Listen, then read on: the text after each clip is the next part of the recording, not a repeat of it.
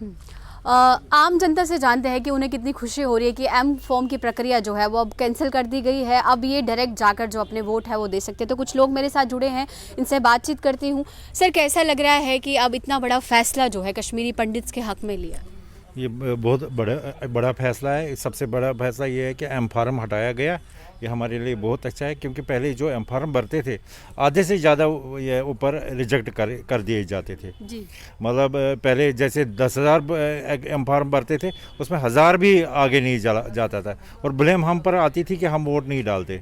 लेकिन अभी भी लोगों को अवेयरनेस नहीं है, इसके लिए यहाँ पर कुछ अनाउंसमेंट वगैरह हो रही है।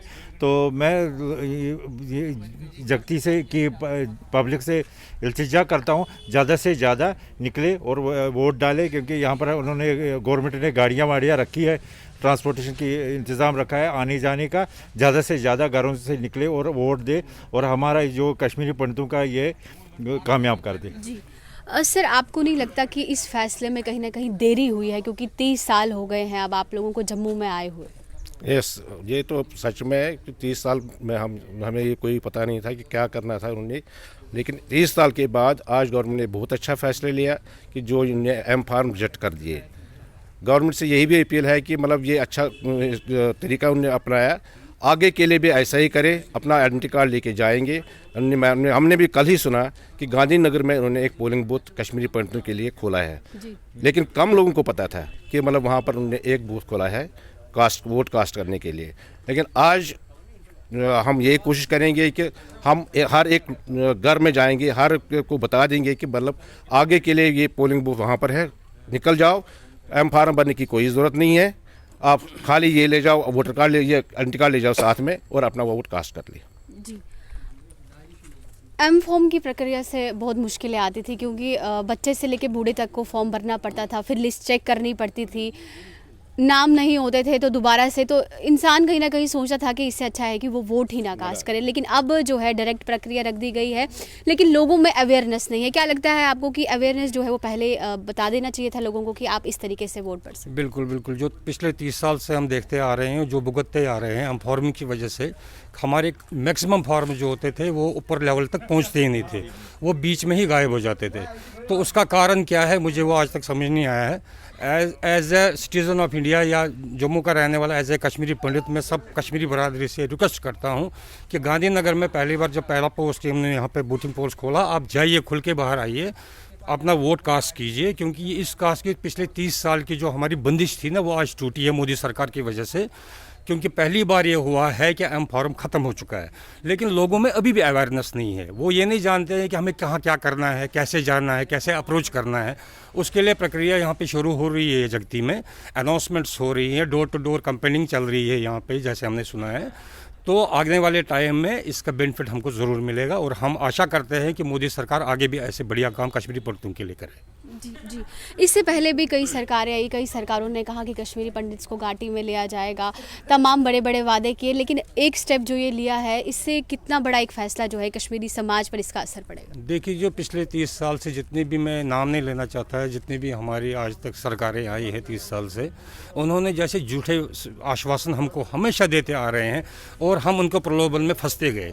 कश्मीरी पंडितों ने कभी दिल से ये नहीं चाहा कि हम किसी अगेंस्ट कुछ बोले, लेकिन वो वापसी चाहते थे, हमेशा वापसी चाहते, आज भी वो वापसी चाहते हैं, लेकिन प्रॉपर डायरेक्शन से। जैसे मोदी सरकार ने डिसीजंस लिए हैं, हमारे कितने भी बच्चे वहाँ पे श्रीनगर में इस टाइम पे जॉब्स में लगे हुए हैं और आने वाले टाइम में और भी फुल जॉब्स होंगी वहाँ पे।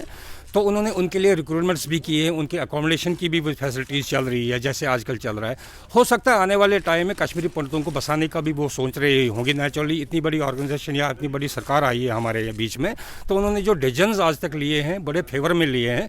आज तक पिछली सरकारें जो गई हम उनके बारे में कुछ नहीं बोल सकते, लेकिन मोदी सरकार के बारे में हमें यह आश्वासन पूरा है कि आने वाले टाइम में कश्मीरी पंडितों के लिए वापसी का कुछ न कुछ जुगाड़ पक्का हो जाएगा। जी, मतलब आपको उम्मीद है भाजपा सरकार पे कि सरकार जो है कुछ ना कुछ आपके हित में फैसला ले? बिल्कुल बिल्कुल, हमें भाजपा पे पूरा विश्वास है और हमें मोदी जी पे पूरा विश्वास है कि उन्होंने जितने भी डिसीजंस आज तक लिए सब कश्मीरी पंडितों के फेवर में है और पूरे नेशन के फेवर में है। उसके मद्देनज़र हम देख रहे हैं कि आने वाले टाइम में मोदी जी कश्मीरी पंडितों के लिए बहुत अच्छा कुछ सोचने वाले हैं, एक बहुत बड़ा प्रपोजल आने वाला होगा। हम एक्सपेक्ट करते हैं कि कश्मीरी पंडितों के लिए अच्छा ही होगा। जी।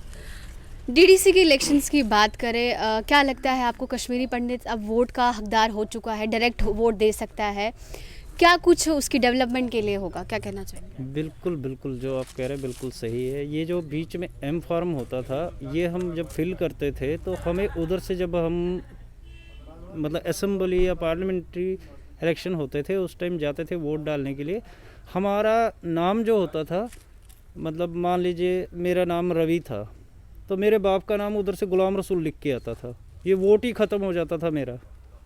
ठीक है, फिर हम पर ये होता था कि नहीं जी ये आपका वोट नहीं कास्ट होगा, ऐसा होगा वैसा होगा। अब जो ये एम फार्म ख़त्म हो गया है, इसकी वजह से हमें एक चीज़ का बेनिफिट ये है, मतलब पूरी कम्युनिटी को, कि हमने अपना आई कार्ड दिखा के अपना वोट कास्ट करना है। ठीक है, अब मैं सारे अपनी पंडित बरादरी या माइग्रेंट जितने भी है, चाहे उसमें मोमडन है, सरदार है, सबसे हाथ जोड़ के निवेदन करता हूँ कि आप अपने घरों से निकल के अपना वोट कास्ट कीजिए। साथ में मैं गवर्नमेंट से एक और रिक्वेस्ट करना चाहता हूँ कि वो अगर हमारे इधर जगटी में एक पोलिंग स्टेशन रखते तो बहुत ही बेनिफिट मिलता हम लोगों को, क्योंकि बुज़ुर्ग है, कोई बेचारा चल नहीं पाता है, बीमारियां बहुत ज़्यादा लगी हुई है, इधर हर किसी को दवाइयों पर ही चल रहा है। तो उससे ये फ़ायदा होता कि जो बुज़ुर्ग का वोट शायद नहीं जा सके, उधर नहीं डाल सके, वो इधर पड़ जाता। अब गवर्नमेंट से ये इल्तिजा है कि जो सेकंड फेज़ या थर्ड फेज़ के अपना ये है इलेक्शन, उनमें ये अगर हो सकता है तो करे।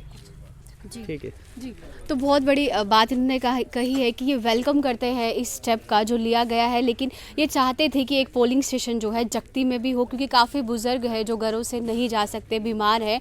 तो इनका कहना है कि फर्स्ट फेज़ के जो चुनाव है वो हो चुके हैं, लेकिन आने वाले, क्योंकि 19 दिसंबर तक डीडीसी के इलेक्शन चलेंगे, तो इनका कहना है कि अगर सरकार जगती में एक पोलिंग स्टेशन बना देती तो अच्छा था। और ये बहुत ही खुश है कि इतना बढ़िया कदम जो है 30 सालों के बाद कश्मीरी पंडित्स के हक़ में आया है। तो ऐसे ही तमाम खबरों के लिए जुड़े रहिए द न्यूज़ नाउ के साथ। धन्यवाद।